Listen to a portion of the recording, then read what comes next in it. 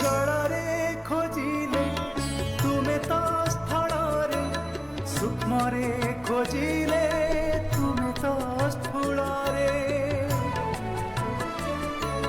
ପୂର୍ଣ୍ଣରେ ଖୋଜିଲେ ତୁମେ ତ ଶୂନ୍ୟରେ, ପାପରେ ଖୋଜିଲେ ତୁମେ ତ ପୁଣ୍ୟରେ।